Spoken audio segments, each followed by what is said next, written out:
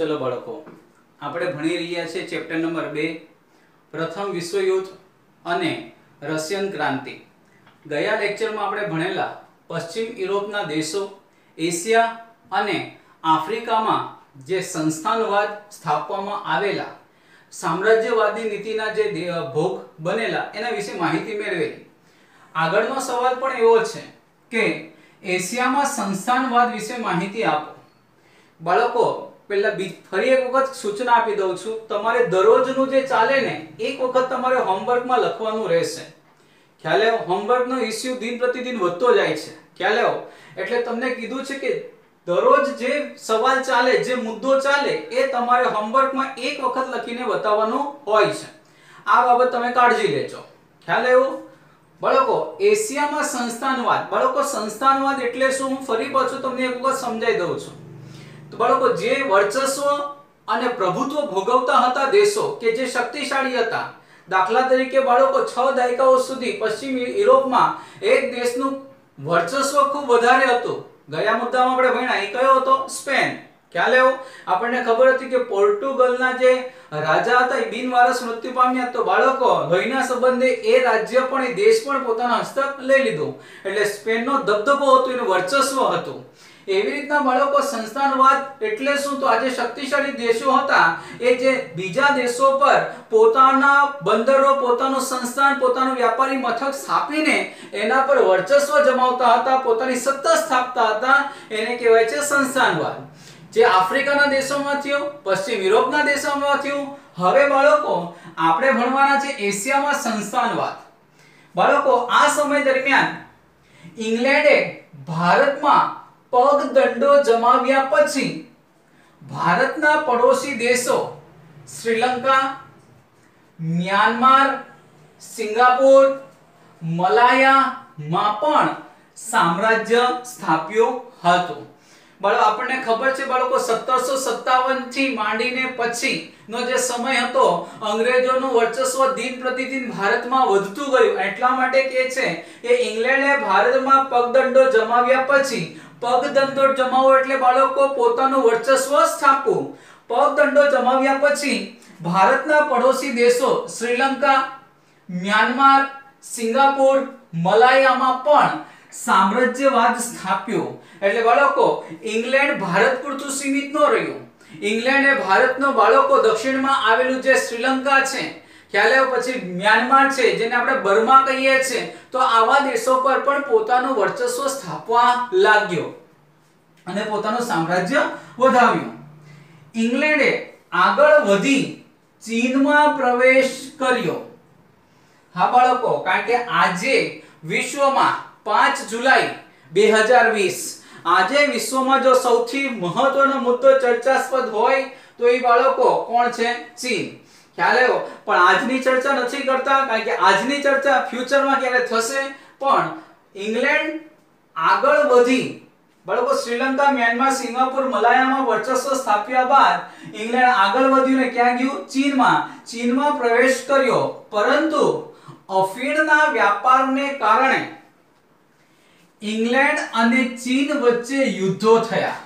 ખ્યાલ આવ્યો? કારણ કે બાળકો પહેલાથી એવું છે, તસ્તી મસ્ત થાય એવું નહીં, પણ બાળકો આ સમય દરમિયાન જે યુદ્ધ થયું એ યુદ્ધનું પાસું કંઈક અલગ હતું। શું હતું? તો બાળકો આ યુદ્ધનું પાસું છે ને ઇંગ્લેન્ડના તરફ ઝૂક્યું। એટલે કે બાળકો આ યુદ્ધમાં જે અફીણના વ્યાપારને કારણે ઇંગ્લેન્ડ અને ચીન વચ્ચે યુદ્ધો થયા અને જે ઇતિહાસમાં અફીણ વિગ્રહ તરીકે ઓળખવામાં આવે છે। શા માટે? તો બાળકો અફીણના વ્યાપારના કારણે આ યુદ્ધો થયા હતા। તમારી માહિતી માટે કહી દો બાળકો, આ જે યુદ્ધ થયું હતું એનો સમયગાળો 1839 થી 1842 સુધીનો હતો। આ સમય દરમિયાન યુદ્ધો ચાલ્યા, એટલા માટે બાળકો એને અફીણ યુદ્ધ, અફીણ વિગ્રહ કે ઇંગ્લેન્ડ અને ચીન વચ્ચે જે યુદ્ધો થયા, યુદ્ધો થયા, કારણ કે બાળકો એ 1839 થી 1842 ના સમયગાળા દરમિયાન લડાયા હતા, જે ઇતિહાસમાં અફીણ વિગ્રહ તરીકે ઓળખવામાં આવે છે। શા માટે? કારણ કે બાળકો અફીણના વ્યાપારના કારણે એ વિગ્રહ થયા હતા। બાળકો 1 માર્ક્સનો સવાલ તમને પરીક્ષામાં પ્રિલિમિનરી એક્ઝામમાં પૂછાય છે, ખ્યાલ આવ્યો કે અફીણ વિગ્રહ ક્યારે અને કોની કોની વચ્ચે થયું? અફીણ વિગ્રહ ક્યારે અને કોની કોની વચ્ચે થયું? તો અફીણ વિગ્રહ 1839 માં ઇંગ્લેન્ડ અને ચીન વચ્ચે થયા હતા, જેનું પરિણામ એ આવ્યું હતું કે ઇંગ્લેન્ડનો એમાં વિજય થયો હતો અને ચીનનો પરાજય થયો હતો. ફરી એક વખત બાળકો, એક માર્ક્સનો સવાલ પરીક્ષામાં પૂછાય છે કે અફીણ વિગ્રહ કોની કોની વચ્ચે થયા હતા ને ક્યારે? તો 1839 થી 1842 ના સમયગાળા દરમિયાન ઇંગ્લેન્ડ અને ચીન વચ્ચે અફીણ વિગ્રહ થયા હતા, જેમાં ઇંગ્લેન્ડનો જીત થઈ હતી, વિજય થયો હતો અને ચીનનો પરાજય થયો હતો. અફીણ વિગ્રહ તરીકે જાણીતા થયા. આ યુદ્ધમાં ચીનનો શું થયું બાળકો? પરાજય. અને ચીનનો પરાજય થવાથી બીજા 5 બંદરો વ્યાપાર માટે મળતા ઇંગ્લેન્ડની સત્તામાં વધારો થયો. હા બાળકો, જો એમણે ભારતમાં, સિંગાપુરમાં, મલાયા હોય, બર્મા હોય બાળકો, આમાં તો પોતાની સત્તા સ્થાપેલી. તેઓ આગળ વધીને ચીનમાં પણ ગયા અને ચીનમાં પણ બાળકો ઇંગ્લેન્ડ સાથે યુદ્ધ કરીને તે યુદ્ધમાં વિજય મેળવ્યો અને યુદ્ધમાં વિજય મેળવતા જે 5 બંદરો હતા બાળકો, એના નામની કઈ ચર્ચા અહીંયા કરેલી નથી, પણ 5 બંદરો વ્યાપાર માટે મળતા ઇંગ્લેન્ડની સત્તામાં શું થયું હતું બાળકો? વધારો. આમ બાળકો,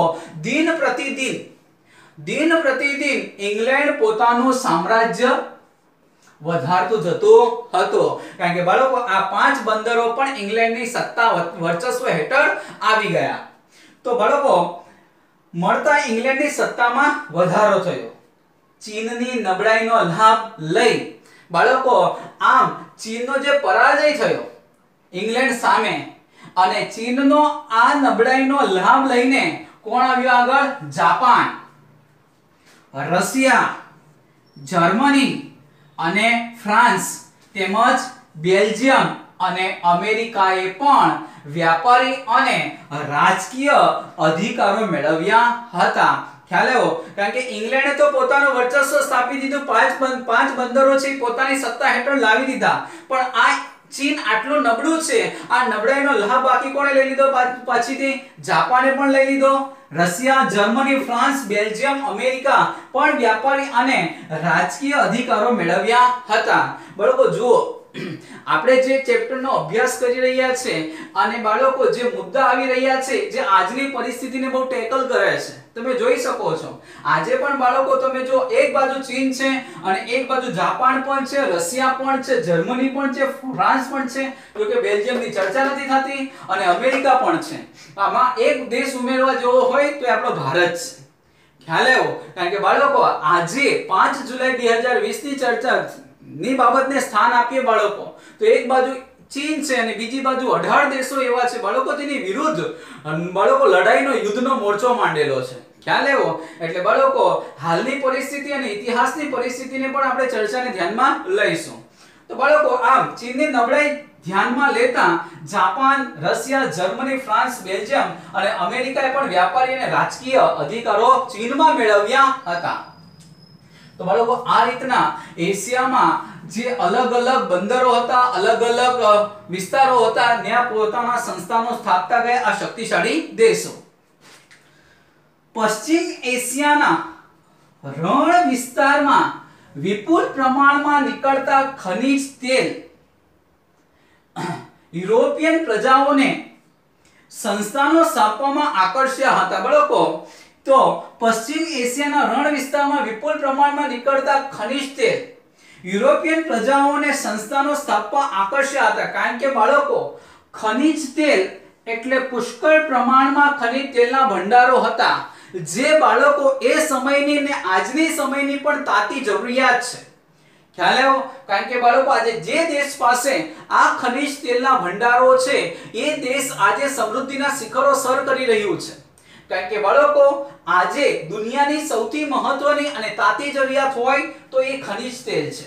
તમે જોઈ શકો છો બાળકો, કારણ કે બાળકો આના વગર કોઈ વાહનો ચાલતા નથી, અને એટલા માટે બાળકો જો એ પશ્ચિમ એશિયાના રણ વિસ્તારોમાં વિપુલ પ્રમાણમાં નીકળતા ખનિજ તેલ યુરોપિયન પ્રજાઓને સંસ્થાનો સ્થાપવામાં શું કરીએ બાળકો? આકર્ષાયા. કારણ કે એમને ખબર છે કે જો આ સંસ્થાનો આ વિસ્તારોમાં આપણું પ્રભુત્વ, આપણું વર્ચસ્વ, આપણી સત્તા હેઠળ રહેશે તો ભવિષ્યમાં આપણને ખૂબ જ નાણાકીય આવકો પ્રાપ્ત થશે અને એટલા માટે બાળકો આ ખનિજ તેલના ભંડારો જે વિસ્તારો હતા એને સ્થાપવા માટે, એને સંસ્થાનો બનાવવા માટે, એના પર પોતાનું વર્ચસ્વ અને પ્રભુત્વ જમાવવા માટે બાળકો તેઓ આકર્ષાયા હતા.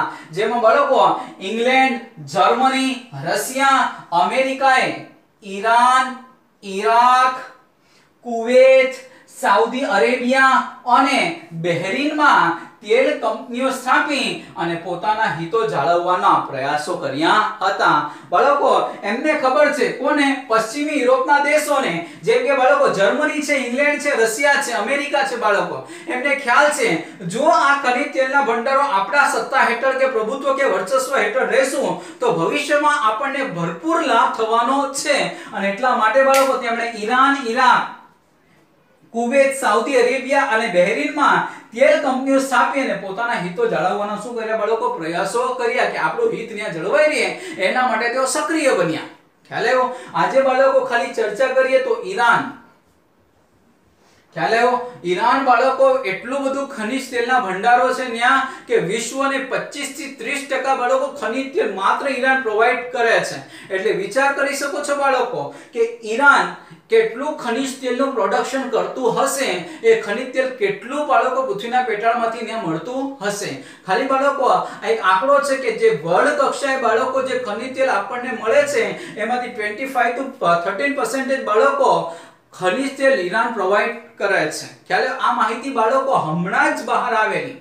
ખ્યાલ આવ્યો કે હમણાં બાળકો ઇઝરાયલે બાળકો જે હુમલો કરેલો અને હુમલાના પશ્ચાત સ્વરૂપે જો ઈરાન શું પગલું લઈ શકે તો એ પગલા સ્વરૂપે આ હતું કે ખનિજ તેલનો પુરવઠો આપતો બંધ કરી દે.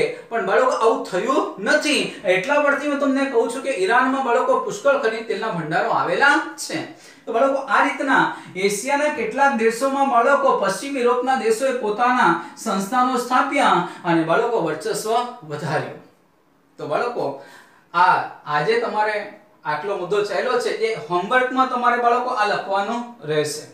ઓકે બાળકો, આગળનો એક નવો મુદ્દો સાથે નેક્સ્ટ લેક્ચરમાં મળીશું.